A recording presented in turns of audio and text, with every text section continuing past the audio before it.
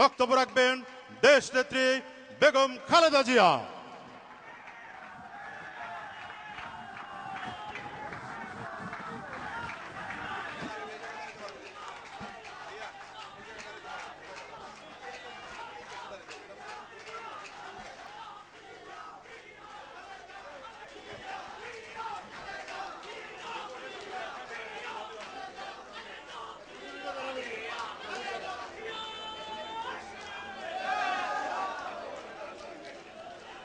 বিসমিল্লাহির রহমানির রহিম।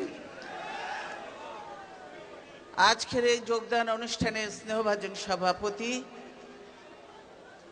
জাতীয় পার্টি থেকে রহমতুল্লাহ নেতৃত্বে যারা যোগদান করলেন তাদের সকলকে আমি আমার নিজের এবং আমার দলের সকলের পক্ষ থেকে আন্তরিক অভিনন্দন এবং শুভেচ্ছা জানাচ্ছি।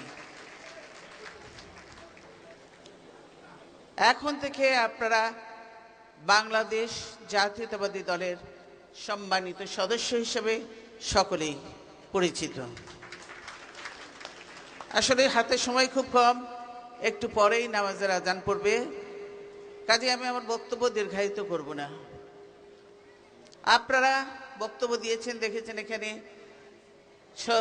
অনেক সম্মানিত ব্যক্তিবর্গ রয়েছে, ইমাজউদ্দিন সাহেব, আব্দুল হাই শিকদার সাহেব সহ অন্যান্য সম্মানিত আলোচকবৃন্দ রয়েছেন যারা অত্যন্ত মূল্যবান বক্তব্য দিয়েছেন।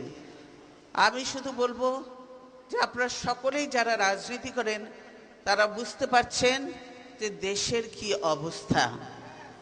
বাংলাদেশের এই অবস্থায় আমরা যারা রাজনীতি করি তো দেশের ভালোর জন্য, দেশের মানুষের কল্যাণ করার জন্য, দেশের উন্নতির জন্য, দেশের সম্মান বৃদ্ধির জন্য রাজনীতি করি। কিন্তু আজকে সেই দিক থেকে বাংলাদেশের না আছে কোনো সম্মান, না আছে কোনো মর্যাদা, বাংলাদেশে না হয়েছে কোনো অর্থনৈতিক উন্নয়ন।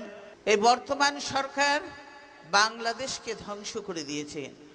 মঈন ফখরুদ্দিনের সময় বাংলাদেশ আর পিছিয়ে গিয়েছিল, এই সরকারের আমলে বাংলাদেশ আরও পিছিয়ে গেছে। এই যে দেশের এত বড় ক্ষতি হয়েছে, এই ক্ষতির বোঝা বইবে কে?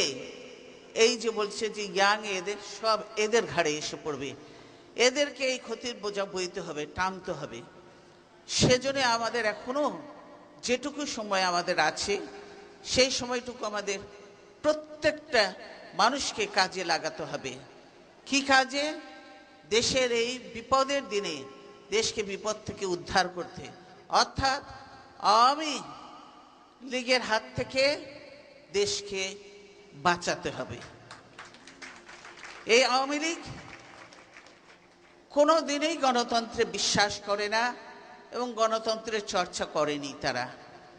তারা স্বাধীনতার পরে ক্ষমতায় বসেই তারা 3 বছরের মধ্যেই দেশের সকল রাজনৈতিক দল নিষিদ্ধ করে সেখানে একদলীয় বাকশাল কায়েম করলো, সংবাদপত্রের স্বাধীনতা হরণ করলো, কত লোক বেকার হয়েছে, বিচার বিভাগের স্বাধীনতা কেড়ে নিয়েছে সমস্ত এক ব্যক্তির হাতে।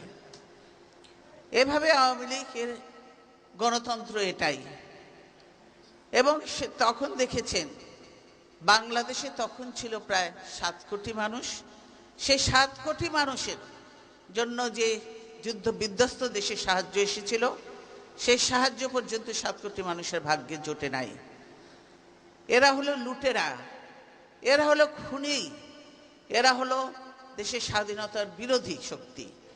কাজে এই সব এদের দিয়ে কোনোদিনও দেশের উন্নতি বা গণতন্ত্র, স্বাধীনতা, সার্বভৌমত্ব রক্ষা হয় না। তারা স্বাধীনতা বিরোধীর কথা বলে, কিন্তু আপনারা লক্ষ্য করে দেখেন প্রতি পদে পদে তারা স্বাধীনতা বিরোধী কাজ করেছে। যত কিছুই না হলে একটা স্বাধীন সার্বভৌম দেশে গণতান্ত্রিক সরকার হয়ে কেন গোপনে গোপনে সব চুক্তি হবে? দেশের মানুষকে অন্ধকারে রেখে, না জানিয়ে, নিজের দলের লোকজনকে, নিজের দলের সংসদ সদস্যদেরকে, ক্যাবিনেটকে না জানিয়ে গোপন চুক্তি করা হয় কার স্বার্থে? শুধুমাত্র কি একটি ব্যক্তি বা একটি পরিবারের স্বার্থে? তারা করে